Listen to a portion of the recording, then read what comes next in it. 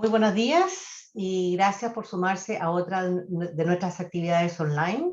Soy Loreto Leighton, directora ejecutiva de la Fundación Chilena del Pacífico y moderadora de esta especial actividad que realizaremos esta mañana. Y destaco lo de especial ya que presentaremos y comentaremos una reciente publicación sobre China de enorme valor realizada por el embajador Jorge Jaime, uno de los expertos chilenos de clase mundial en asuntos relacionados con China en particular y el Asia-Pacífico en general. Resulta de gran valor no solo por la calidad de la publicación en sí, sino que por tratarse de China, en la medida en que bien podría argumentarse que su auge y consolidación como una superpotencia económica y de forma nada desdeñable, también militar, se ha convertido en uno de los hechos más relevantes de la geopolítica de nuestro tiempo.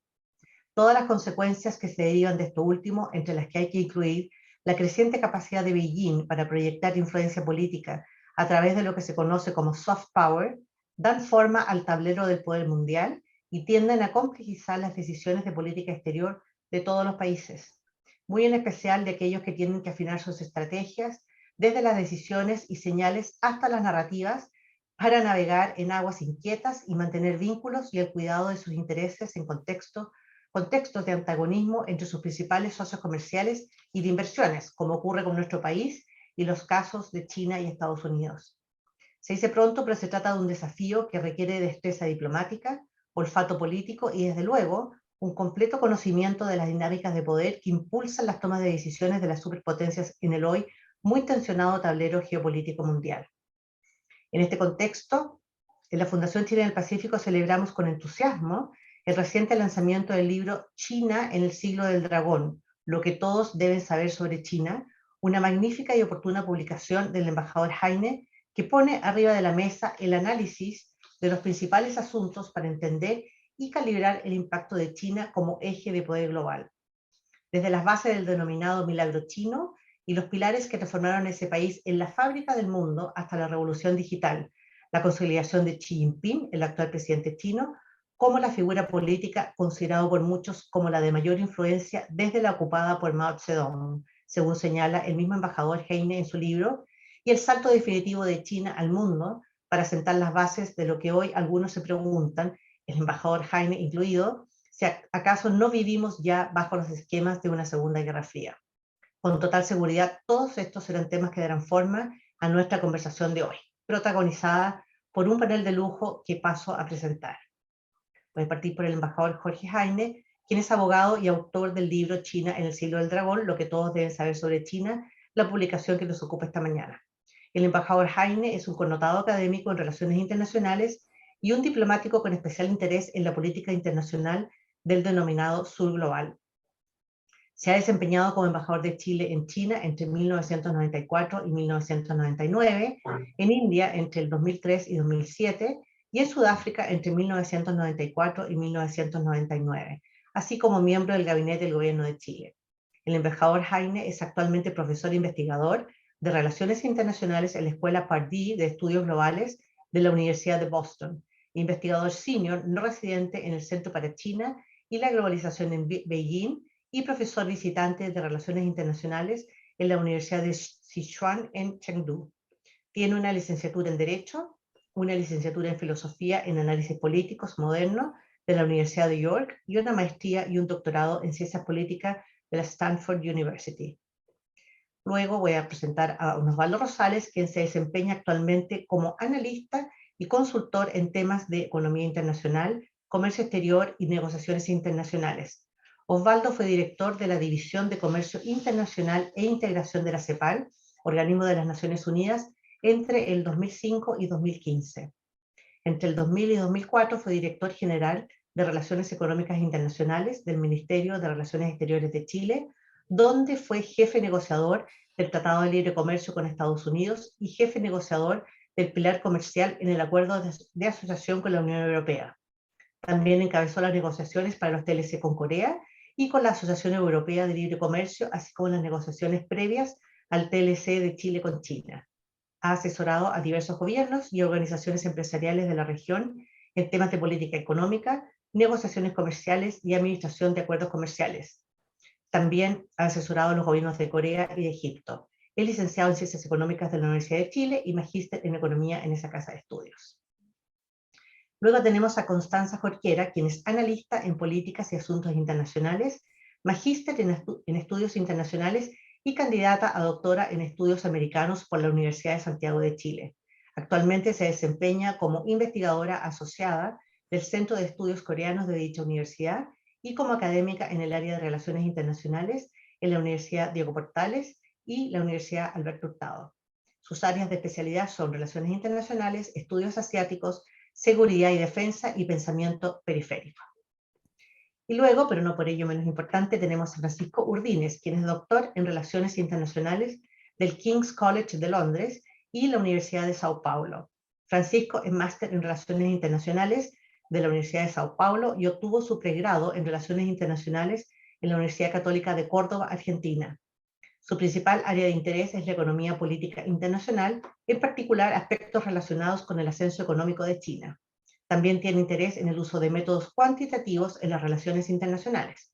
Actualmente investiga los procesos de vinculación de China con sus socios comerciales y el uso de la diplomacia económica por parte de Beijing. También es editor de la revista de Ciencia Política. Bueno, habiendo presentado a nuestros distinguidos panelistas, le voy a ceder la palabra entonces al embajador Jaime, quien presentará las conclusiones y hallazgos de su libro durante unos 10 minutos para dar paso a los comentarios de los tres panelistas, quienes intervendrán cada uno por unos 5 minutos aproximadamente. Después tendremos una sesión de preguntas y respuestas con el público, a quienes invito a hacerlas, si quieren hacerlo mientras van escuchando los comentarios y presentaciones, en el chat de preguntas y respuestas que tienen en sus pantallas. Embajador, la palabra es suya. Muchas gracias, Loreto. Y en primer lugar quisiera agradecer a la Fundación Chilena del Pacífico esta oportunidad y agradecer al público que nos acompaña, así como a los panelistas que van a estar con nosotros esta mañana. Este libro, que ha sido publicado por LOM recientemente, ha tenido muy buena acogida. Acá está, y ha tenido lanzamientos en Chile, en México, en Ecuador, y es particularmente apropiado que tengamos este evento, este conversatorio en la Fundación Chilena del Pacífico, que ha jugado un papel tan importante en los últimos 30 años en posicionar, en promover a Chile en el Asia-Pacífico, esta zona de crecimiento tan dinámico y tan importante en el mundo de hoy. De manera que quisiera subrayar eso. Muchos señalan que este va a ser el siglo del Asia, y por lo tanto yo creo que esta fundación juega realmente un papel muy importante en proyectar a Chile en esa región. Aún recuerdo conversaciones con Edgardo Böning, que fue un gran promotor de esto y de la fundación para estos objetivos. Muy bien. En esos términos, entonces, no es casualidad que le comentaba yo a Loreto antes de salir al aire, que precisamente esta semana la revista The Economist haya puesto en su portada a Xi Jinping, el presidente de China, proclamándolo como el hombre más poderoso del mundo. No es común esto. El Economist es una revista del establishment occidental que tiende a promover sobre todo a Estados Unidos, al Reino Unido, a los países de Europa Occidental. Y esto nos indica algo está pasando en el mundo está cambiando. El Banco Mundial hace algunos años habló de lo que ellos llaman el wealth shift, el cambio de riqueza, cómo la riqueza en el mundo, el eje geoeconómico y en alguna medida también geopolítico en el mundo, ha pasado del Atlántico Norte, donde estuvo durante gran parte del siglo XX, al Asia-Pacífico, que es el lugar donde están pasando las cosas en el mundo de hoy. Y en el corazón del Asia-Pacífico, naturalmente, está China. No es casualidad que en los últimos años hemos visto todo un esfuerzo por cambiarle el nombre a esta región, algo muy curioso, la importancia de los nombres, y ponerle Indo-Pacífico. ¿Por qué? Porque Asia-Pacífico está muy identificado con China. Por lo tanto, hay un esfuerzo por cambiar esta situación y cambiarle de nombre a una región para de alguna manera enfrentar esta fuerte presencia que tiene China. En esos términos, entonces, es que es tan importante que nosotros entendamos realmente el significado de China para el mundo de hoy. Todos sabemos que es el país con mayor población en el mundo, 1.400 millones de personas. Es también la mayor economía del mundo en términos de paridad de poder adquisitivo. Va a ser la mayor economía del mundo en términos nominales a fines de esta década, según todas las proyecciones. Es la mayor potencia exportadora, es la mayor potencia manufacturera, la mayor productora de automóviles. El año 2021 se produjeron 25 millones de automóviles en China. Ningún país en el mundo produce más automóviles que China. Está desde luego en la vanguardia en materia de todo lo que es electromovilidad, baterías, automóviles, buses eléctricos. Un 95% de los buses eléctricos en el mundo son de fabricación china, varios cientos de ellos circulando desde luego en Santiago y en Chile. De los 10 mayores puertos en el mundo en materia de carga, 7 son chinos. Los 4 mayores bancos del mundo en materia de activos son chinos. En fin, hay una larga lista de estadísticas que podría seguir compartiendo con ustedes, pero yo creo que las que les he indicado son suficientes. En esos términos, entonces, que nosotros tenemos que entender el verdadero significado de China para el mundo. Ahora, en esos términos, entonces, una pregunta muy legítima que el público chileno se puede preguntar. Todo esto está muy bien, es un dato interesante, pero China está tan lejos, ¿no? Que es algo que uno escucha mucho. Son 20.000 kilómetros. ¿Qué importancia tiene para Chile, ahí ubicado Finisterra, lo que pasa en China? No hay país más lejano del mundo de Chile que China. ¿Por qué lo que pasa en China tiene importancia y tiene trascendencia para nosotros? Y en eso yo quisiera compartir con ustedes una pequeña anécdota. Y es que durante la negociación del TLC entre Chile y China, no sé si ustedes saben, esto no todo el mundo lo sabe, el TLC entre Chile y China fue el primer TLC que China firmó con país individual alguno, no de América Latina, país individual alguno. Antes de eso, China había firmado un TLC con ASEAN, pero ASEAN es un colectivo. No había firmado nunca con un país individual. Y lo hizo con Chile. Y en estas negociaciones, Chile tenía mucho interés en que el vino fuese incluido, por razones obvias, y no pagase arancel. Y China se resistía. Y Chile insistía. Y en un momento dado, el negociador chino le dice al negociador chileno, que me contó esta historia, mire, la razón verdadera es porque nosotros nos negamos, es muy sencilla. El vino chileno es tan bueno y los chinos somos tantos, que si incluimos el vino chileno en el TLC, nosotros nos vamos a tomar todo el vino y ustedes se van a quedar sin vino para ustedes. Y el negociador chileno le contesta, no se preocupe, de eso ocurrir, nosotros estaríamos dispuestos a hacer el máximo sacrificio. Y la contraparte china le dice al negociador chileno, ¿y cuál sería ese máximo sacrificio? Y él le contesta, tomaríamos vino argentino. Esa anécdota creo que refleja lo que fue esa negociación, que fue muy corta, creo que fueron, no sé, 7, 8 meses. Y hay una razón ahí muy interesante. ¿Por qué China tenía interés en negociar con Chile un TLC? Uno, es bastante obvia la razón por la cual Chile tenía interés en hacerlo con un mercado de ese tamaño. No es obvio que China estuviese necesariamente interesada en negociar su primer TLC con un país individual con Chile. Y la razón, me la contaron los mismos amigos chinos, es la siguiente. Ellos estaban explorando en ese momento todo esto de los TLCs. Veían que Chile había negociado ya varios de ellos y tenía experiencia. Y veían esto como un ejercicio de aprendizaje. ¿Cómo se negocia un TLC?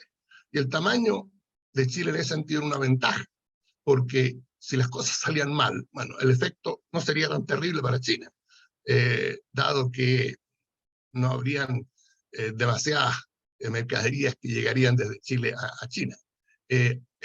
Muy bien, cuento corto, hoy día el comercio entre Chile y China se ha multiplicado por 7.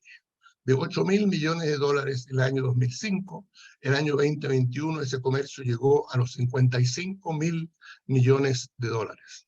El vino del año 2016, el vino chileno, pasó a una condición de ocupar China pasó a ser el primer mercado para el vino chileno en el mundo, desplazando a Estados Unidos, desplazando al Reino Unido, que eran los mercados tradicionales que ocupaban el primer lugar del ranking para las exportaciones chilenas. Ese año también, el año 2016, Chile pasó a representar el mayor exportador de fruta a China en el mundo, no de América Latina, del mundo, más que Vietnam, más que Tailandia, países vecinos que tradicionalmente habían exportado la mayor cantidad. Una de cada 4 frutas por valor que importa China proviene de Chile. O sea, démonos cuenta lo que significa, a 20.000 kilómetros de distancia, fruta fresca. En esos términos, entonces, es que yo creo que es importante poner en su justa medida lo que esto ha significado. Hay ahí también otro aspecto muy interesante, y cómo la distancia en ese sentido, en el mundo de hoy, ha pasado a ser un factor menos relevante de lo que era antes.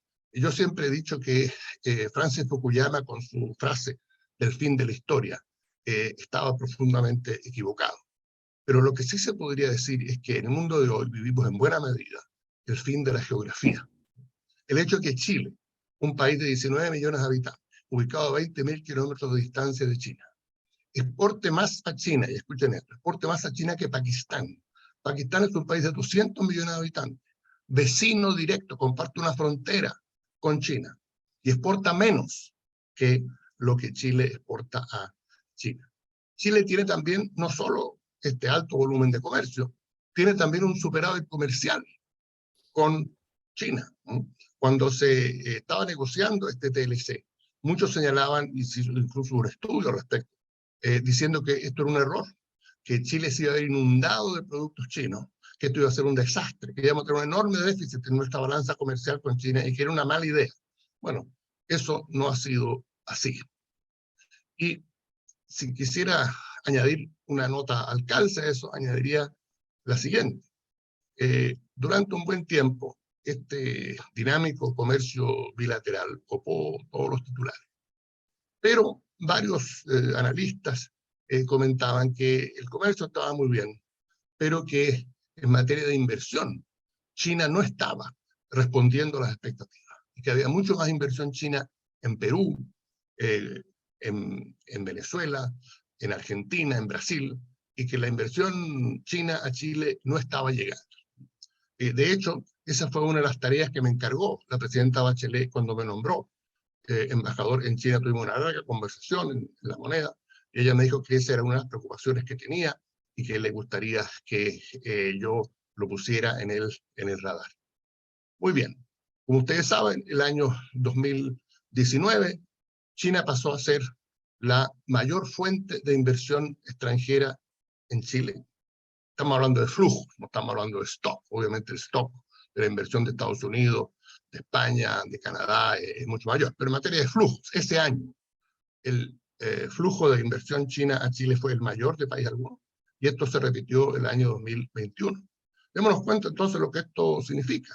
O sea, China es no solo el mayor socio comercial de Chile por lejos, y lo es desde el año 2010, sino que ha habido años en que es también la mayor fuente de inversión extranjera. Entonces, cualquier persona que piense que debido a la distancia, China no tiene mayor trascendencia para Chile, obviamente tiene que revisar su perspectiva. Ahora, en esos términos, es tan importante entender que si bien Chile ha jugado un papel pionero en la relación con China en América Latina, a lo que yo subrayo en mi libro, fue el primero en Sudamérica en establecer relaciones diplomáticas con China por allá por el año 1970. Esto fue antes incluso que fuera el presidente Nixon, y con Henry Kissinger a China en esa visita histórica. Sino que también fue el primer país en la región en apoyar la condición de economía de mercado de China, el primero en apoyar el ingreso de China a la OMC, y luego, desde luego, el año 2005, el primero en firmar un TLC. Estos hechos lo que se llaman los 4 primeros. No son independientes el uno del otro. En inglés hay una expresión que es difícil traducir al castellano que se llama path dependency. Están relacionados entre sí. Lo uno lleva a lo otro. Países establecen una buena relación y van construyendo sobre ella. Y no es casualidad que Chile haya sido el primer país en firmar un TLC con China, dado todo el trabajo previo que había hecho en la materia. Pero en el resto de la región las cosas no son demasiado diferentes, aunque tienen especificidades propias, naturalmente. Una cifra clave acá es que el año 2000 el comercio entre China y América Latina era de 10.000 millones de dólares. El año 2021 esa cifra llegó a los 450.000 millones de dólares. Démonos cuenta nosotros, un aumento de 45 veces en 20 años. El comercio entre China y Brasil es de 135.000 millones de dólares. Casi el doble del comercio entre Brasil y Estados Unidos. Chile exporta a China 2 veces y media lo que exporta a Estados Unidos. Y tiene un superávit comercial. Con Estados Unidos tiene un déficit. Entonces, yo creo que es importante poner esto en su debido contexto, ¿no? Para entender lo que ello implica. Ahora, estamos en Chile con todo un debate sobre el significado de los tratados de libre comercio, algo que Osvaldo Rosales conoce también y que ha negociado y gestionado tanto de ellos. Yo quisiera subrayar un hecho curioso que ha recibido relativamente poca atención en Chile. En este momento, nosotros tenemos que Ecuador está negociando un TLC con China. Uruguay está considerando seriamente, conversando seriamente con China respecto de la posibilidad de iniciar negociaciones. Nicaragua está negociando un TLC con China. Y Panamá, que había iniciado negociaciones para un TLC y luego la suspendió, el presidente Cortizo anunció en mayo que él tenía interés en reanudar esas negociaciones. Entonces acá tenemos un conjunto de países relativamente pequeños, algunos de ellos, otros no tanto, que están iniciando o directamente negociando TLCs con China. En ese sentido, están siguiendo el papel pionero que desempeñó Chile por allá por el año 2005 y que, a mi juicio, ha jugado un papel tan importante en la proyección y en el desarrollo del comercio internacional de Chile. Parte importante del sitial que ocupa Chile en la región hoy y en el mundo, con su desarrollo económico, se debe a su desarrollo exportador, en lo cual China jugó un papel clave. Alrededor de la última cifra que yo vi, alrededor de un 38% de las exportaciones de Chile van a China, alrededor de un 60% va al Asia. En esos términos, entonces, es que es importante situar el significado de China en su debido sentido. Para detenerme algo, y pronto termino con esto, en el tema más amplio y más global. Obviamente el auge de China ha desarrollado reacciones. Esto es normal cuando hay una potencia hegemónica, como es el caso de Estados Unidos, y surgen otras potencias que amenazan ese lugar hegemónico. Obviamente hay reacciones. Esto se ha acentuado en el curso, yo diría que los últimos 3 o 4 años. Alcanzó particular intensidad bajo el presidente Trump, pero también ha continuado en buena medida bajo el presidente Biden. Es lo que yo en el libro denomino el desarrollo de una segunda guerra fría. Término que en su momento, cuando yo lo planteé originalmente, recibió algunas críticas, pero si nosotros vemos lo que ha pasado en los últimos meses, por ejemplo, con lo que ocurrió en Taiwán, que nos recuerda alguna de las crisis de Taiwán de los años 50, veremos que a lo mejor no estaba tan descaminado. América Latina se ve entonces en una situación que nosotros hemos denominado con mis colegas Carlos Fortini y Carlos Minami entre la espada y la pared, entre estas dos grandes potencias, en una situación difícil, presiones de todo tipo, presiones en proyectos comerciales, en proyectos tecnológicos, en proyectos de energía. No es fácil resolver estas tensiones, como aludía Loreto anteriormente, ello requiere un manejo diplomático muy fino. Pero hay un dato acá interesante. Hay 6 países en el mundo que tienen TLCs tanto con China como con Estados Unidos. Chile es uno de ellos. Ello lo pone en una situación en buena medida privilegiada. Estos son, bueno, las dos grandes potencias. Y de lo que se trata, a mi juicio, y el desafío que tenemos como país, es poder manejar de manera equilibrada, de manera razonable, de manera prudente, esta relación privilegiada que tenemos con ambas potencias. Y no inclinarnos por ninguna de ellas, sino que mantener este manejo que se ha tenido durante todos estos años. Chile se destaca por haber tenido en todos los gobiernos buenas relaciones con Estados Unidos y buenas relaciones con China. Eso es algo que no todos son capaces de hacer, pero yo creo que en eso consiste el gran desafío que tenemos por delante. Muchas gracias. Muchísimas gracias, embajador, por hacernos este comentario que va más allá del contenido total de su libro, sino que además nos pone un poco el contexto de lo que significa esta importante relación de Chile con China y a nivel internacional, cómo situarnos en el contexto de lo que está sucediendo hoy día, en lo que usted ha llamado este desarrollo de una segunda guerra fría, si se puede llamar así, pero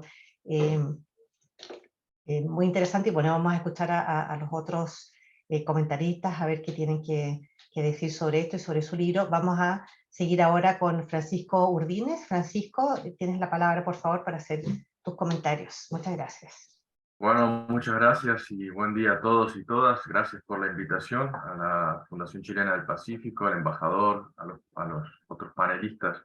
Tengo el libro aquí conmigo, lo leí con mucho interés y realmente es un excelente libro para entender los temas centrales que afectan a China, en Chile y en otros países de la América Latina. Yo vivo en Chile hace muchos años, pero soy argentino y considero que este libro también podría tener enorme éxito allí. Hay muy pocos libros de este estilo, libros que ayuden a comprender la situación, escritos por gente con enorme experiencia práctica. Y eso es lo que más me ha encantado del libro. Es un libro que además de recorrer los temas centrales que uno debería cubrir para entender qué implica China y cómo afecta a China hoy al mundo y a la región, está lleno de relatos personales, anécdotas del periodo del embajador en Beijing, viajes de negocios, visitas de Estado en Chile, eh, reuniones con empresarios, con grandes figuras de la política china, y eso me ha gustado mucho porque cuenta un poco también el recorrido. El libro parte mencionando la importancia histórica que ha tenido China para Chile a través de la figura de Pablo Neruda. Y es interesantísimo ver cómo ha habido una serie de figuras históricas en el país que han tenido un vínculo muy profundo con China y cómo la relación ha sido realmente fructífera desde años. Y en los últimos 20 años se ha caracterizado por una relación muy positiva a nivel de alta esfera y con muy buenos embajadores, considero yo. Hay relatos, algunos de la época en que estaba también en la embajada argentina Diego Guelar, en la embajada brasilera Marcos Caramurro de Paiva, que en esa época las tres embajadas hicieron cosas muy interesantes en la relación bilateral también con la región. Y para cualquier interesado entonces en el impacto de China en América Latina, me parece un recurso muy interesante, muy valioso. El embajador comentaba que para el caso del Tratado de Libre Comercio entre China y Chile, el aprendizaje fue fundamental, y creo que en realidad el aprendizaje ha sido fundamental en un montón de otros temas. Creo que todavía seguimos aprendiendo y entendiendo de esta gran potencia. Yo comparto la tesis que sí es algo controversial respecto a que avanzamos hacia una especie de guerra fría. Yo me ubico entre los que creen que eso es así, y los últimos 2 o 3 capítulos del libro me parece que dan un buen escenario de lo que se viene, que es un escenario recontra complejo para países como los nuestros, exportadores de materias primas y que siempre tratan de equilibrar sus buenas relaciones entre China y Estados Unidos y los países europeos. Eso se va a volver cada vez más difícil, va a exigir una diplomacia cada vez más inteligente, eh, extremadamente moderada, y no son menores los cambios que vienen. Como decía el embajador, esto se ha visto ya en los últimos días respecto al tensionamiento de la relación con Taiwán. Han habido situaciones en relación a Hong Kong y podrán venir otros, y seguramente van a venir otros. Así que creo que hay que estar bien preparados. Evidentemente, en los últimos 20 años China creció a raíz de las cifras que comentaba el embajador, a escalas seguramente que serán estudiadas por el resto de la historia como un fenómeno sin precedentes. Y hoy estamos en una fase de consolidación. Entonces, al estar consolidada China como el principal actor comercial para muchos de los países de América Latina, eso comienza necesariamente a traducirse en influencia política, en una relación mucho más intensa que lo meramente comercial, eh, e implica enormes desafíos y una necesidad de preparación muy grande.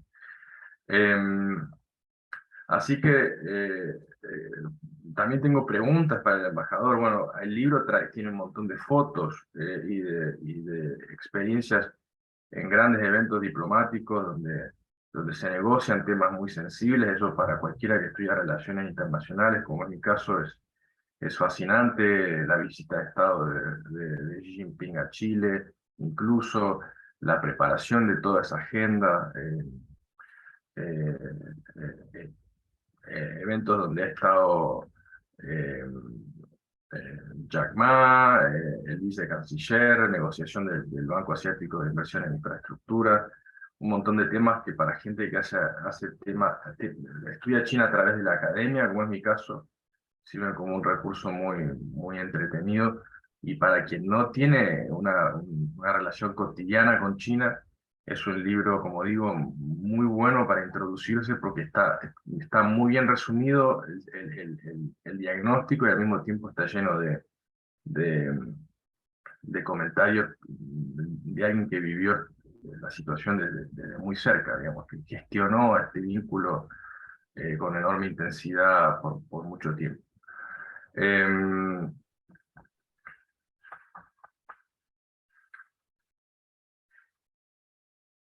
Tiene una tapa muy hermosa, no quiero dejar pasar eso, embajador, del pintor Zhao Gang. El libro está lleno de pequeños detalles, eso es algo que me parece que es muy lindo. Y está, por supuesto, muy bellamente editado por LOM.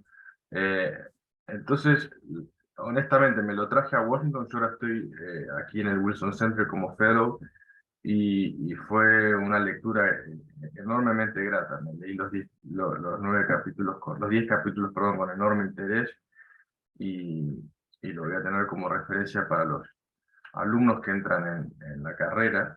Pero también, insisto, ojalá sea un libro, sea gente del público que quiere conocer más, que se acerque a este material, porque es un trabajo que, que además no toma posición. Me parece que es muy franco en reconocer las cosas buenas y las cosas no tan buenas de la relación con China, y en plantear como las dos caras de los debates y los temas que son acuciantes. Insisto también en un escenario, bueno, en este caso en el que Chile tiene que asignar embajador y es el principal socio comercial del país. La relación estratégica que se tenga con China es fundamental. Después podemos hablar en las preguntas y respuestas a nivel político los desafíos que esto trae. No es menor que el libro tenga por título China en el juego de palabras con el premier chino, ¿no? Hay todo un debate respecto a la creciente figura, lo mencionó el embajador en la introducción, de Xi Jinping y la centralización del poder y una potencial tendencia autocrática. Eso trae enormes desafíos en su relación con países occidentales y con países como el nuestro, bueno, como Chile, Y creo entonces que además de hacer un enorme esfuerzo de síntesis y de diagnóstico, deja muy bien presentados los dos o tres temas que son centrales, que creo que son el de la enorme influencia económica que China tiene en Chile, los desafíos de la tensión entre Estados Unidos y China para un país pequeño como Chile, pequeño en el sistema internacional, quiero decir, eh, y en tercer lugar, la consolidación de la relación bilateral a nivel político, sorteando eh, desafíos domésticos que China seguramente va a tener en los próximos 10 o 15 años. Así que felicitaciones y bueno, y agradezco a la Fundación Chilena del Pacífico por organizar el evento, para darle visibilidad y poder comentar el trabajo. Muchas gracias. Ujú. Muchísimas gracias, Francisco, y efectivamente para la Fundación es un honor poder darle un poco más darle la relevancia que merece este libro, que como bien mencionas, además de plantear situaciones que se analizan en otros ámbitos desde el punto de vista académico, más institucional, este libro tiene el valor que a través de la experiencia propia va dando ejemplos de situaciones que el embajador vivió y que transmiten además conocimiento y permiten entender un poco más cómo se trabaja con China, qué sucede. Es una faceta que lo hace un libro muy especial. Le voy a dar la palabra ahora a Constanza Jorquera. Y Constanza, tienes la palabra, por favor. Muchas gracias. ¿Se me escucha? ¿Bien? Sí, Bien, estupendo. Primero que todo, agradezco a Jorge por la invitación, por considerarme para comentar su estupendo libro. También me sumo a los agradecimientos a la Fundación. Un gusto ver a quienes considero colegas, amigos, parte de este círculo que ahí hay un diálogo intergeneracional de experiencia importante porque cada vez hay más personas interesadas en conocer a China, en Asia Pacífico, en relaciones internacionales y en eso también destaco lo que mencionaba Francisco respecto a compartir este material y esta obra con las y los estudiantes. También como académica lo veo como una necesidad en el sentido de potenciar el pensamiento crítico a personas que recién se están insertando a un campo de estudios que está marcado por el llamado siglo del Pacífico o el siglo asiático. Esta pregunta de si nos estamos aproximando a este siglo cuyo eje geopolítico y de toma de decisión y de relaciones se encuentra en el Pacífico y en China en particular. Esa pregunta es bastante antigua, estamos ahí desde hace mucho tiempo y en ese sentido agradezco a Jorge porque siempre con mucha admiración lo considera un visionario eh, que a través de sus obras y sus comentarios lo veo como un nodo, en el sentido de que es capaz de reunir mucha información, de hacer análisis, pero también reunir distintas voces y distintas perspectivas y actores. Bien, aquí vemos en el libro la experiencia como embajador, también como persona que se relaciona, que ha vivido en China mucho tiempo, también como académico, bien, y en ese sentido para mí este libro, y lo vinculo mucho con el de India también, que no son libros muy comunes de encontrar, ¿cierto?, por parte de la academia y de la comunidad de relaciones internacionales en Chile, como una caja de herramientas para seguir construyendo este puente. O sea, desde hace mucho tiempo, Chile planteó este perfil, ¿cierto?, de país puente, de país plataforma de negocios, ¿cierto? Pero a pesar de todo el tiempo que ha pasado, el desconocimiento mutuo sigue, ¿bien? Y en ese sentido, este libro proporciona esa hoja de ruta porque va contando históricamente esta trayectoria, pero también desde una perspectiva bastante crítica y desde lo anecdótico, que pienso que el testimonio es una pieza muy importante junto con los datos. Eh, Destaco mucho cómo empieza el libro, me parece fascinante cuando habla Jorge de este evento tan importante que viene pronto, que es el Día de los Solteros, ¿cierto? El Jie, y este encuentro con Jack Ma, ¿cierto? Que es para mí un reflejo estupendo de esta idea de modernidad y tradición, la digitalización y cómo han cambiado las expectativas y el consumo y la forma de ser de los chinos, ¿cierto? Y son experiencias que solamente estando en China, quienes hemos tenido la fortuna de estar allí, de compartir, eh, podemos tener y visibilizar. Son cosas que no están en los libros, ¿bien? Y en ese sentido destaco mucho eso.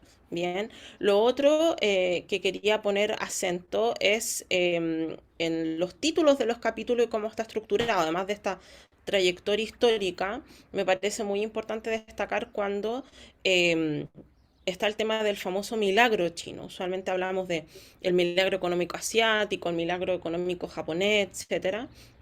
Y en ese sentido, no hay que olvidar que desde mi posición los milagros al final deshumanizan el esfuerzo de un pueblo, de tomadores de decisiones. O sea, los milagros y las relaciones internacionales ocurren entre personas, no entre actores o fenómenos abstractos. Bien, y en ese sentido, em, Jorge aborda esto de que el éxito económico de China y su posicionamiento geopolítico es más que una relación causal, una correlación de ciertos factores, sino que fue una estrategia orientada a ciertas metas e intereses estratégicos a largo plazo. Bien, y en ese sentido vamos a ver que también el éxito de esta estrategia se ve condicionado por otros factores, como el tema más geopolítico de este encuentro, ¿cierto? Este acercamiento con Estados Unidos, las reformas de Deng Xiaoping.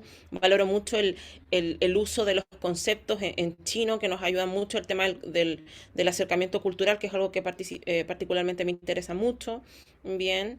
Y vemos también cómo se va analizando este milagro económico a través de las orientaciones de China hacia la globalización, las sucesivas reformas y transformaciones económicas que ha sufrido, el papel de las inversiones, ¿cierto? Cómo China se posiciona como esta gran potencia global, ¿cierto? Este vínculo entre la transformación económica, su instalación como potencia global, pero también la transformación societal, cultural del tejido social de China que es tan diversa.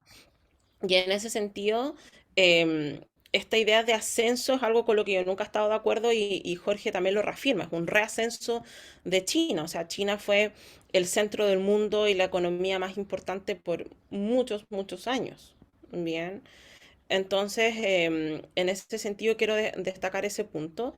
Y también en el tema de la transformación y esta consolidación también, destacar todo el libro, por supuesto, pero los últimos capítulos con el tema de Xi Jinping y el título, como bien decía Francisco, porque nos aproximamos a algo que quienes nos especializamos en China nos fascina, pero que es fundamental no solamente para el país, sino que también para el curso de las relaciones internacionales, que es el Congreso del Partido. Bien, el 20 Congreso, ¿cierto? El 16 de octubre va a reunir a 2.296 delegados, ¿cierto? Se va a transmitir todo el Beijing, el país se paraliza, ¿cierto?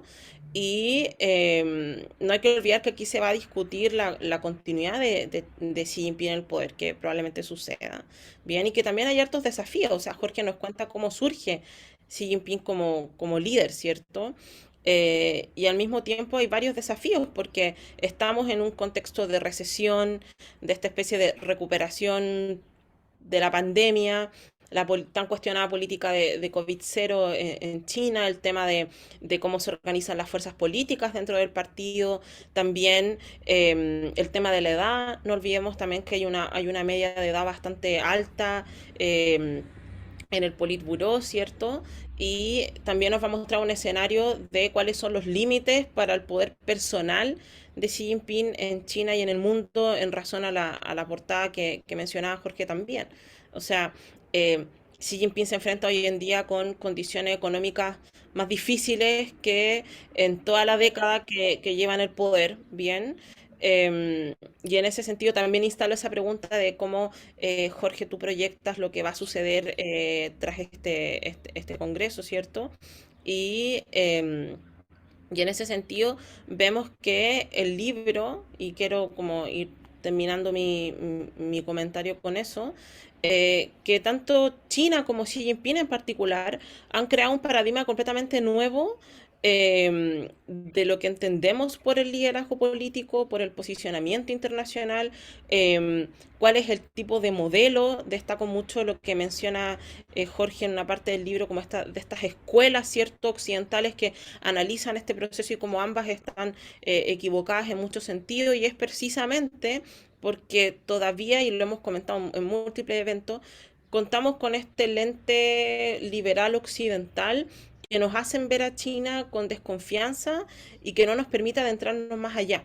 Bien, y en ese sentido me parece que, insisto, este libro, como todas las obras de Jorge, también la sumo con el libro del sueño chino de Osvaldo, que también tuve la oportunidad y el honor de comentar, son hojas de ruta, son manuales, son herramientas que nos sirven en esta etapa, considerando que el desconocimiento mutuo entre Chile y China es más desde Chile, diría yo, bien, y tiene que ver con desafíos también que China ha abordado, el tema de la educación, cómo nos aproximamos al conocimiento del otro, el manejo de los idiomas, nos vimos el estudio del idioma chino que es tan masivo, pero ¿qué pasa con un conocimiento más multidimensional y transversal?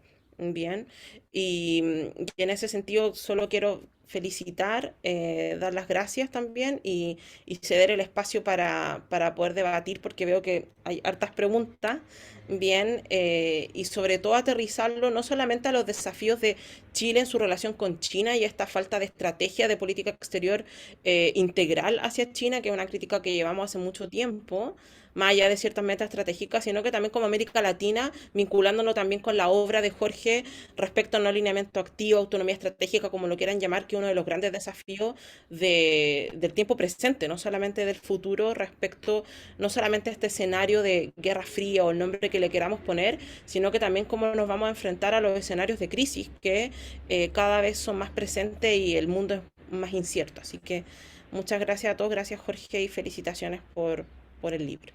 Gracias.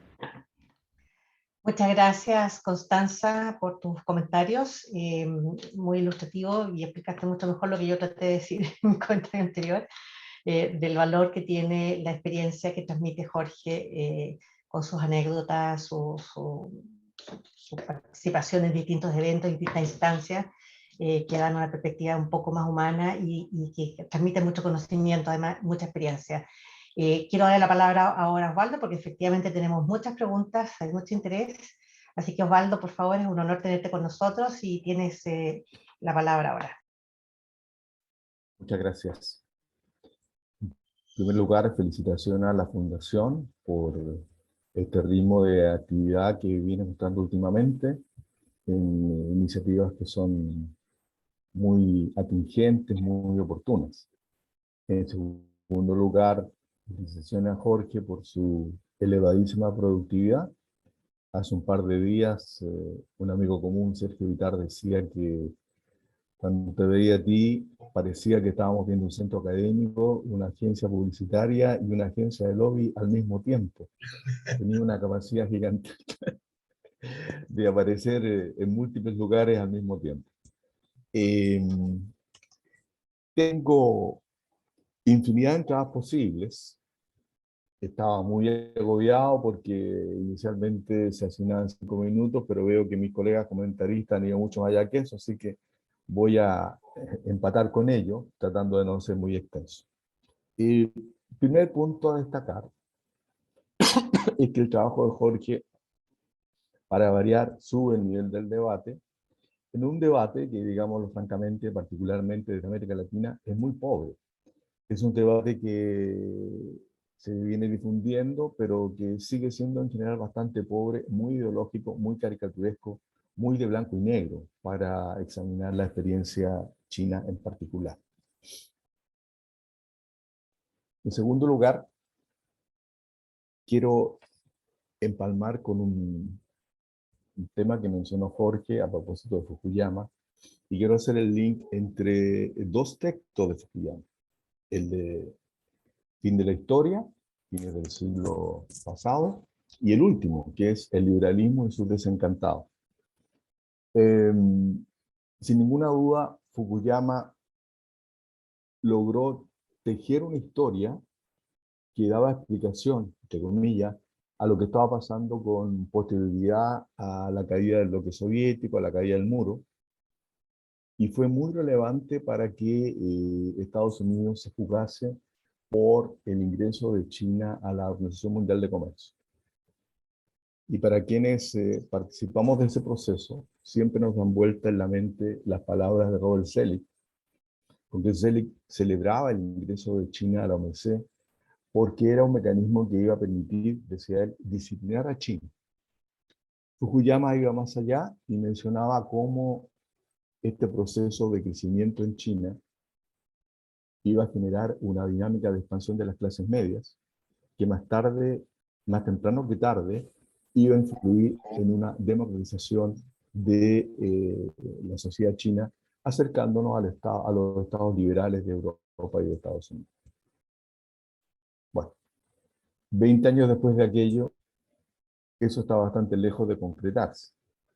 Pero más aún, se argumentaba también en esos momentos que la posibilidad de que una economía pasara de la fase, comillas, fácil de crecimiento, radicada en torno a la acumulación de factores, pasar a la segunda fase, que es más intensiva en conocimiento, en innovación y en productividad, inevitablemente requería economías de mercado al estilo occidental como las conocemos. Y por lo tanto, la posibilidad de que China diera un salto en materia de innovación estaba también ligada a esa posibilidad de democracia liberal. Lo que estamos viendo es que eso tampoco está aconteciendo. El salto chino es gigantesco en materia tecnológica, el liderazgo chino en materia de inteligencia artificial, de la red 5G, incluso la red 6G, que estarían operativas al año 2030, según dicen las autoridades chinas. Todo eso habla de que ha sido posible dar un salto gigantesco en materia de innovación sin que ello vaya de la mano con la instalación de regímenes liberales al estilo de lo que conocemos en Occidente.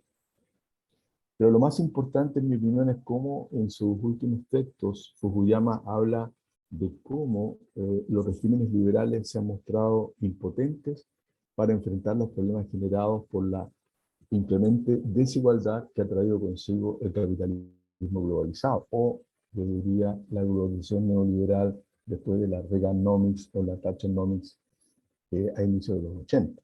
Entonces estamos, y yo lo dejo ahí este tema, estamos en presencia de un debate entre modelos de organización de la política y la sociedad, y por ahora lo que tenemos son signos de interrogación, porque ciertamente con los intentos golpistas de Trump, con el apartamiento de los republicanos del libre comercio o de la disciplina fiscal, o con el predominio gigantesco del dinero en la política, es evidente que Estados Unidos se aleja bastante del ideario neoliberal, al menos en teoría. Segundo punto que quiero destacar es cómo China enfrenta grandes desafíos para conseguir su sueño chino, esto es, por ahí por el 2050, volver a ser lo que era, o lo que ellos llaman el retorno a la normalidad histórica. Solo voy a dar los títulos, no hay tiempo para desarrollarlos. Los desarrollo en algunos capítulos de mi libro. El primero es macroeconómico, tiene que ver con la industria inmobiliaria, con la elevada deuda pública y con la banca en la sombra, que son elementos que interactúan y que generan presiones que podrían ser desestabilizadoras en términos de la gestión de esa deuda. El segundo es demográfico. China tiene desde el año 2013-2014 está experimentando una caída en su población económicamente activa. Y se estima que de aquí al año 2050 la población china activa caería en 250 millones de personas. Por lo tanto, aquí hay un desafío de productividad gigantesco para sostener ritmos de crecimiento superiores al 4%.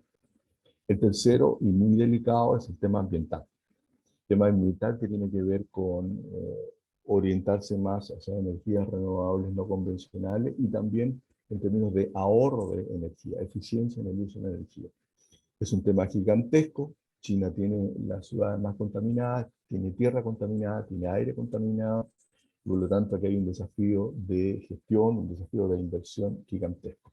El cuarto es distributivo, porque China ha sido capaz de reducir la pobreza de una manera espectacular. Es la mayor caída en la evolución de la pobreza desde que existe la humanidad, pero eso ha ido de la mano con una creciente concentración del ingreso.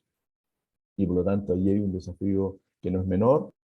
Hasta ahora los datos indican que China requiere crecer en torno al 5% para generar los 11 o 12 millones de empleos urbanos que permitan mantener la tasa de desempleo constante. Eso ha sido posible desde las reformas económicas de Deng Xiaoping, pero todo indica que este año el crecimiento bordaría el 2,5%. Y por lo tanto hay una gran duda respecto de eh, cómo esto pueda discutirse, debatirse en el seno del Congreso al cual estamos ad porta. Y ahí agrego otro tema que es bastante poco conocido en Occidente y tiene que ver con la intensidad, la magnitud del debate económico al interior del partido. Eh, para algunos puede resultar muy curioso, muy extravagante, pensar que hay un debate entre un ala que se define como neoliberal y que postula a Hayek como su gran referente al interior del partido, y otra ala que habla de el neosocialismo y que trata de conciliar los argumentos verdes ambientalistas con un socialismo democrático, cuestionando mucho el modelo actual que lo que lo denomina un capitalismo de amigotes. Esto da cuenta de la intensidad del debate económico al interior del partido, cosa que en Occidente se conoce menos. El cuarto punto y penúltimo tiene que ver con algunos ejes en la gestión de Xi Jinping que han significado una ruptura con el pensamiento de Deng Xiaoping. El primero tiene que ver con la elección indefinida. Hasta ahora, el mensaje de Deng Xiaoping era que la autoridad máxima estuviese solo 2 periodos de 5 años. En segundo lugar, que hubiera un liderazgo colectivo, es decir, que la principal autoridad no acumulase los 4 puestos directivos, el partido, el Estado, el ejército, y Xi Jinping lo ha hecho. Y el tercero es de mantener bajo perfil internacional hasta que China consiga la reconquista de su sueño. Eso tampoco se ha dado en la gestión de Xi Jinping y probablemente tenga bastante que ver con la reacción que desde Occidente se ha planteado. Últimos temas, el de China y América Latina. Las cifras que dio Jorge son bastante contundentes. Ellas aluden fundamentalmente a América del Sur, también a Costa Rica, y genera un debate, porque efectivamente China se ha transformado en el principal mercado de exportación de la mayoría de las economías de América del Sur. Es el primer socio comercial para Chile, Argentina, Perú, Brasil, empieza ahora Uruguay, etc. Pero al mismo tiempo uno comprueba una suerte de reprimarización de exportación.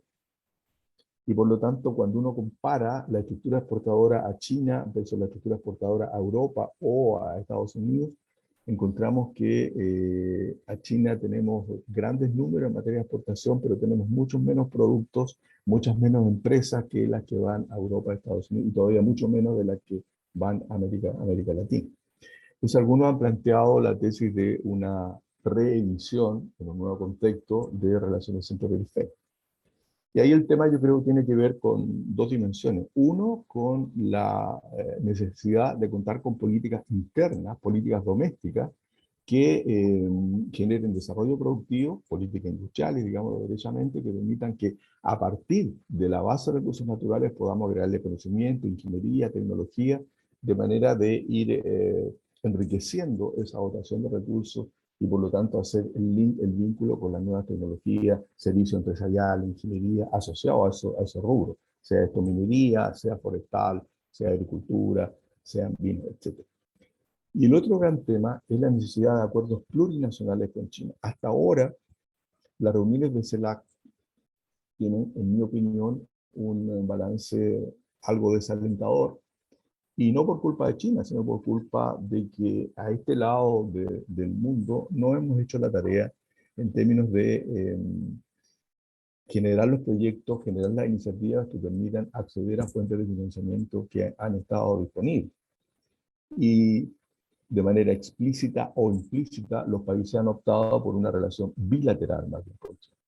Yo soy convencido que la relación sería mucho más fructífera para nuestros países si es que buscásemos aproximaciones plurinacionales, 2 o 3 países que presentan proyectos conjuntos a la banca china, al gobierno chino, y se dialoga, se conversa, se negocia, y sobre esa base se establecen bases más equilibradas del vínculo comercial. Y termino con ese tema comercial que me parece súper relevante. La OMC está estancada hace un largo periodo.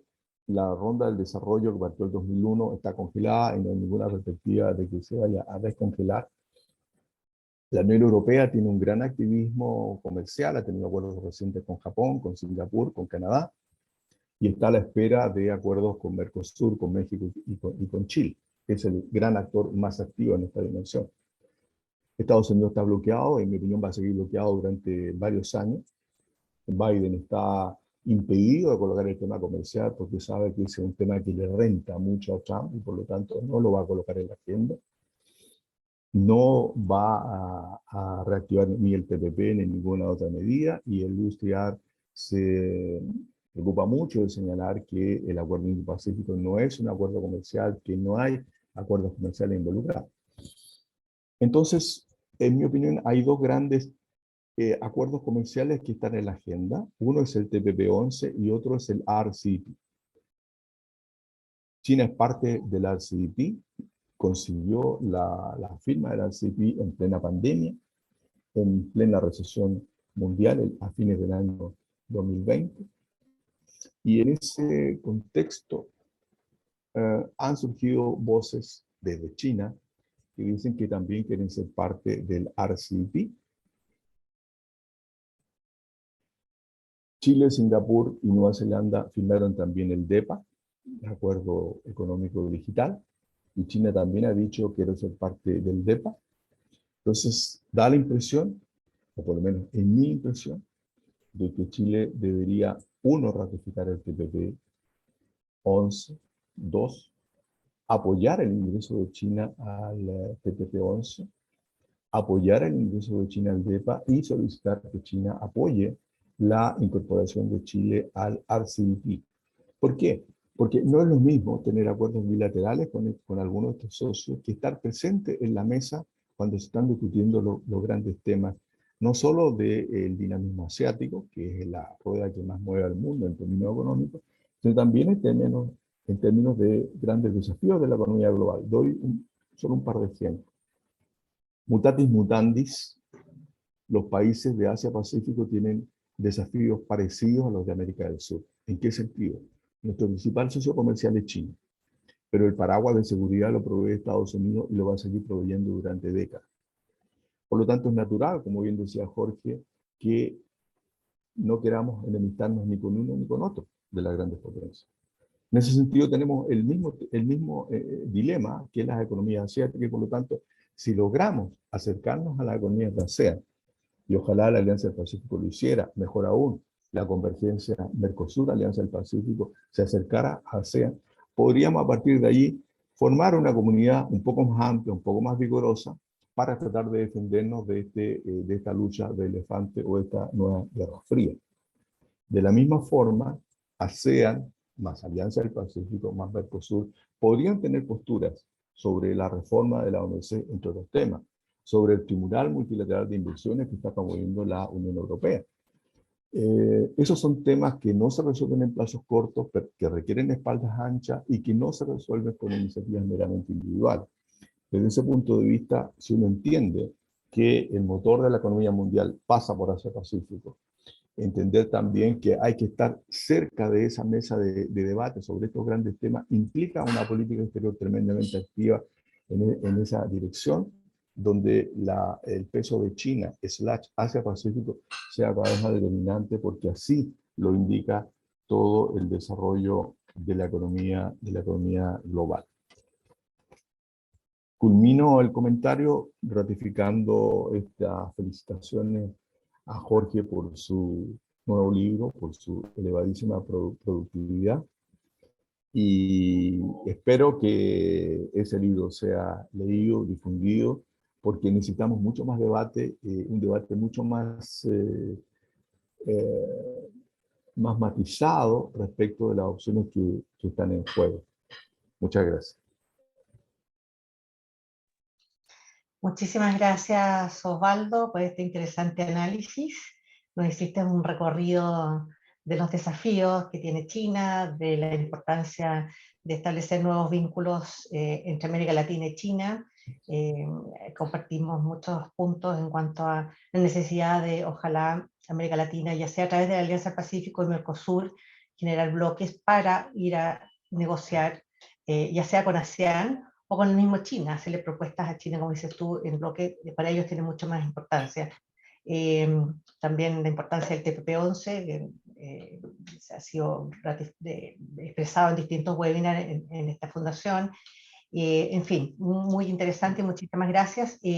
Voy a partir con una pregunta para ti, Osvaldo, que está en el chat del embajador Fernando Reyes Mata, y dice: ¿cómo los cambios digitales construirán una nueva interacción productiva y estratégica de desarrollo entre Chile y América Latina y China? Que es un punto que algo tocaste, pero desde el punto de vista de los cambios digitales, ¿cómo lo ves? Bueno, sabemos que China, como mencionaba, tiene liderazgo en las redes 5G, lo va a tener en las redes 6G, también lo está teniendo en materia de computación cuántica, y en fin, en todas las tecnologías claves del siglo XXI hay un liderazgo gigantesco. Para quienes hayan estado en China, el pago a través del celular es generalizado hace ya muchos años. Y por lo tanto, la posibilidad de que esa interacción digital con China redunde en beneficio en materia de productividad, crecimiento, bienestar en nuestros casos, depende críticamente de la capacidad que tengamos nosotros de colocar este tema en la agenda con la centralidad que debiera tener. Afortunadamente estamos viendo con el nuevo presupuesto que la inversión en I+D estaría alcanzando un ritmo de crecimiento inédito en nuestro país, por lo tanto tenemos un paso importante en esa dirección, pero obviamente hay mucho que avanzar en términos de aquello por una razón siguiente.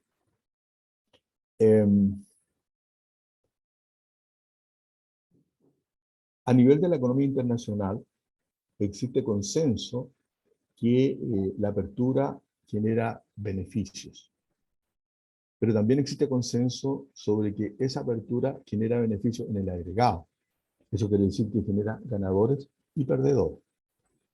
Y en mi opinión, un déficit de nuestras políticas ha sido no atender suficientemente a los perdedores, y eso significa actividades de capacitación, seguro de desempleo, mecanismos de asistencia social, etc.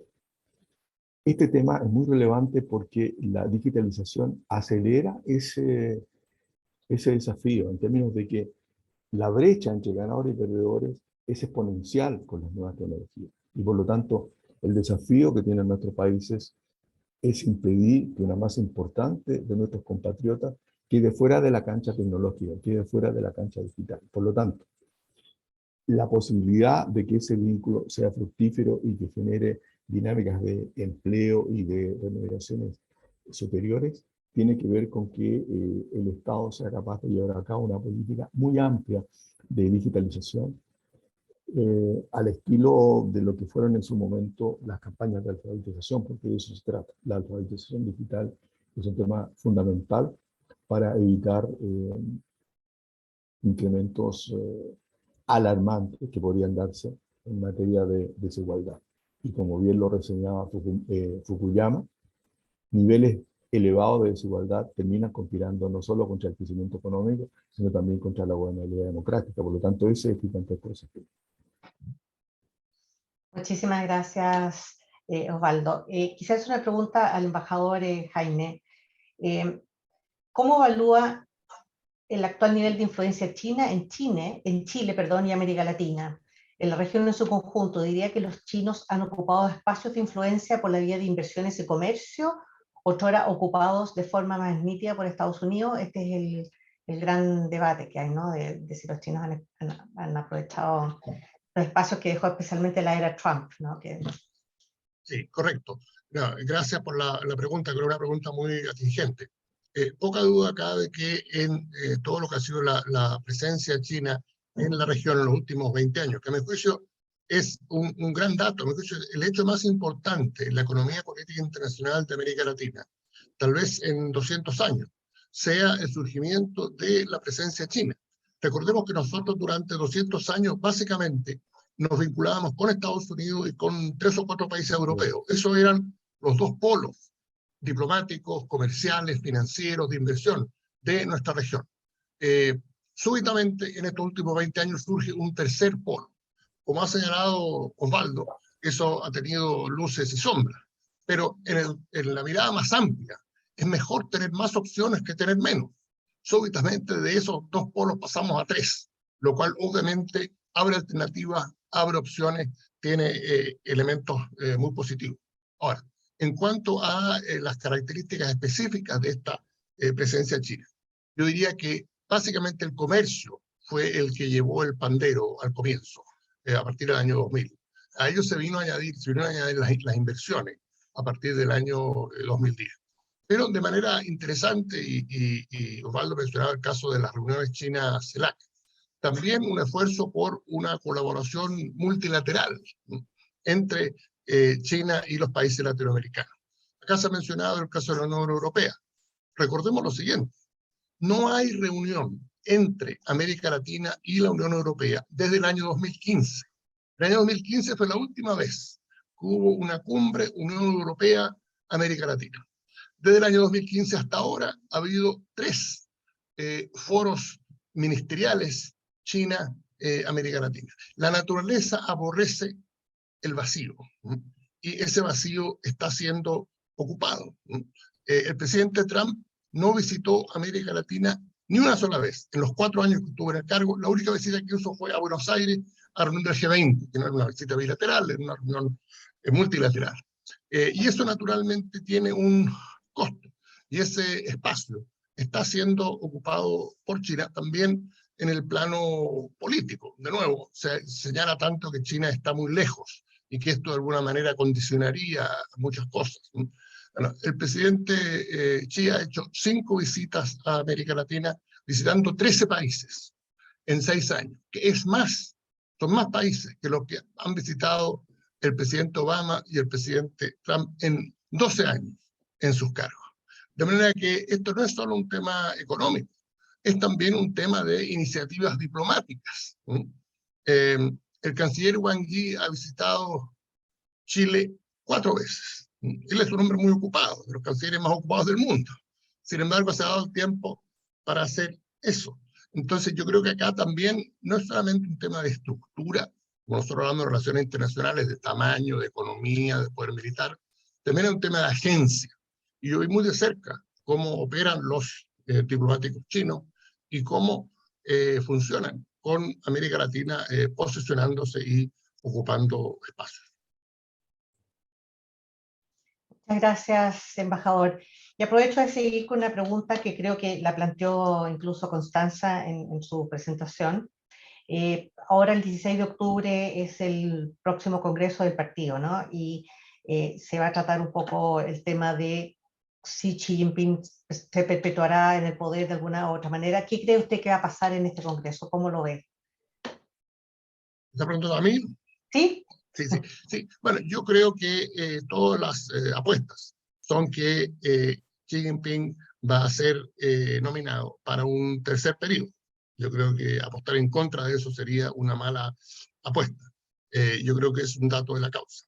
El segundo dato que hay que tener presente es que, como efectivamente se ha dicho acá, China no está pasando por un buen momento. Está el tema de la ralentización económica. Por vez primera se señala que desde el año 90 China va a crecer menos que el promedio del resto de los países asiáticos. Es segundo dato, el COVID todavía no está controlado, sigue muy presente. La política de cero COVID es muy controversial y muy compleja. Tercero, está el reventón de la burbuja inmobiliaria, con miles de torres enormes de edificios vacíos sin ocupar. De manera que el presidente Xi será nominado para un tercer periodo, pero le va a tocar un periodo bastante complicado y bastante difícil.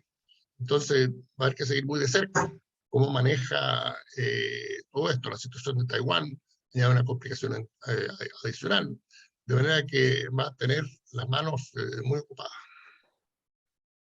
Muchas gracias, embajador. No sé si quieren comentar alguno de ustedes, Osvaldo, Constanza o Francisco, respecto a esto. Y efectivamente, además hay una pregunta en el chat sobre el mismo tema de Felipe Ramírez. Dice, ¿podemos esperar grandes cambios en el Congreso del Partido Comunista Chino que se realizará en los próximos días, o más bien una reafirmación de las posiciones en torno al sueño chino propuesto por Xi? No sé, Osvaldo, si quieres comentar algo, Francisco, ¿qué piensas tú? Francisco. Yo pienso que también va a haber una concentración mayor del poder en la figura de Xi Jinping, y dentro de la estructura del partido él va a lograr generar... Bueno, venimos además de unos días donde tuvo esta especie de fake news, rumor de que había habido un golpe para desestabilizarlo. Efectivamente, creo que China está pasando, como usted dice, por un momento difícil. La guerra entre Rusia y Ucrania también es un desafío enorme porque afecta un montón de proyecciones de crecimiento económico, de proyecciones de seguridad energética, transición a energías verdes. Ha puesto un parate a todo eso y creo que lo ha obligado a concentrarse en las variables domésticas, que son bastante desafiantes. Entonces yo también creo que va a haber una especie de amesetamiento de la actividad china en otras regiones del mundo, como en América Latina. De hecho, se ha visto en los últimos 2 o 3 años merma en crédito y merma en inversiones en general. Creo que la prioridad está en lograr que la economía crezca de vuelta, que haya estabilidad social, y yo esperaría una mayor concentración del poder en torno a la figura de Xi Jinping. Creo que se vienen, digamos, a partir de décadas de crecimiento económico histórico, desafíos políticos domésticos en China, ¿no?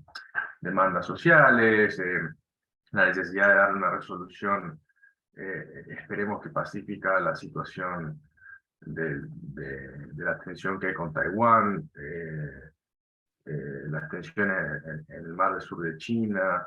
Hay un montón de frentes que tiene abiertos. Efectivamente, como se dijo, hay un montón de frentes abiertos y está bien complejo el escenario. Entonces me parece que demandan, es un escenario que favorece la idea de un liderazgo fuerte y concentración del poder. No sé si eso es bueno o malo, pero creo que es lo que va a suceder, sí. Muchas gracias, Francisco. No sé, Constanza, si quieres decir algo, Osvaldo. Voy a ser breve como por el tema del tiempo y porque estoy de acuerdo con lo que han mencionado.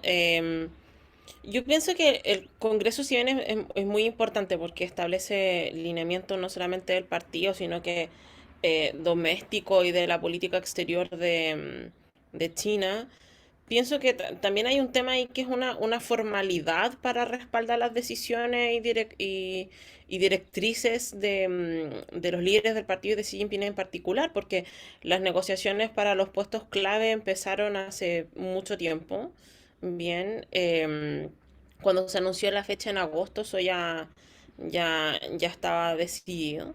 Bien, también rescato el tema de que efectivamente hay una crisis importante en China por el tema inmobiliario, por el tema de la pandemia, en fin, un montón de cosas, pero también tiene que ver con cómo se percibe en el pueblo chino la legitimidad, que tiene que ver con una legitimidad basada en los resultados. Y vemos que han ocurrido ciertas protesta, en fin, molestia por parte de algunas personas, sobre todo con el tema inmobiliario, porque el sueño chino no es solamente una retórica o una conceptualización de Xi Jinping para el exterior, es para una legitimación interna de un proyecto geopolítico global. Bien. Entonces, aquí hay un tema porque ¿qué va a pasar con eso? Porque además que también estoy de acuerdo con lo que se decía, que hay desafíos respecto a temas de paz y seguridad, el tema de qué está pasando con la guerra de Ucrania, ¿cierto? Temas medioambientales, en fin, distintas críticas que se han hecho, pero hay que ver qué grado de coherencia o congruencia hay respecto a las propias preocupaciones del pueblo chino en el marco de este Congreso, ¿bien? Porque los problemas que existen para la comunidad internacional, que son muy difíciles de superar no solamente para China, sino que para todos los actores, no necesariamente tienen un interés generalizado en China a nivel interno. Bien, entonces también estoy de acuerdo de que este Congreso va a consolidar aún más el poder y eliminar la oposición, lo que va a tener implicancias para la política exterior y también interna de China en el panorama geopolítico en el que nos estamos enfrentando y por supuesto en el Pacífico del cual somos parte y que es importante tomar conciencia de eso. O sea, no solamente está el tema de Taiwán, el tema del Indo-Pacífico que está tan de moda, sino que también qué está pasando con las propias dinámicas de China. También estoy muy de acuerdo y destaco lo que decía Osvaldo con la crisis demográfica que se está viviendo, ¿cierto? Productividad, movimiento de personas, etcétera. Así que me sumo a esas palabras. Muchísimas gracias, Constanza. Tenemos varias preguntas, bueno, varias ya hemos contestado colateralmente algunas de las preguntas que están en el chat. Lamentablemente nos hemos súper pasado del tiempo. Este es un tema súper interesante, nos encantaría poder seguir, pero además yo sé que algunos de ustedes tienen otros compromisos, así es que vamos a tener que dejar hasta acá esta sesión. Volveremos de nuevo a tocar este tema, embajador Jaime. Yo creo que esto da para muchísimo más, sobre todo con todo lo que está pasando. Podríamos volver a tomar algunos de los temas que planteó también Osvaldo en cuanto a los desafíos que presenta China, desde cumplir sus metas al 2050, el desafío medioambiental, el desafío distributivo, etcétera, que todas estas cosas internas tienen impacto en su relación con el mundo. Y bueno, está el tema de Corea del Norte, que aquí veo en el chat siguen apareciendo cosas, en fin. Les agradezco muchísimo su tiempo, su buena disposición, los felicito de nuevo, embajador, muy ilustrativo, muy entretenido su libro, súper recomendable para leerlo, para la gente que quiere empezar a entender un poco más desde adentro a China. Esperamos tenerlos en una próxima oportunidad de nuevo, a todos. A Constanza, muchas gracias, Francisco también, muy interesante, y Osvaldo, desde ya muchísimas gracias también. Esperamos también tenemos la oportunidad de hablar sobre tu libro, que lo lanzaste durante la pandemia, así que pasó, lamentablemente, no fue el mejor timing para lanzarlo a lo mejor, pero ya hablaremos sobre eso también en alguna otra oportunidad. Les agradezco también a la audiencia leal a la Fundación. Los esperamos en nuestro próximo webinar, en que hablaremos sobre el DEPA, justamente que lo mencionó Osvaldo hace un ratito atrás, y cuáles son las proyecciones que puede tener este acuerdo digital de última generación. Les agradezco mucho y hasta luego. Que tengan un buen día. Muchas gracias, Loret. Un gusto.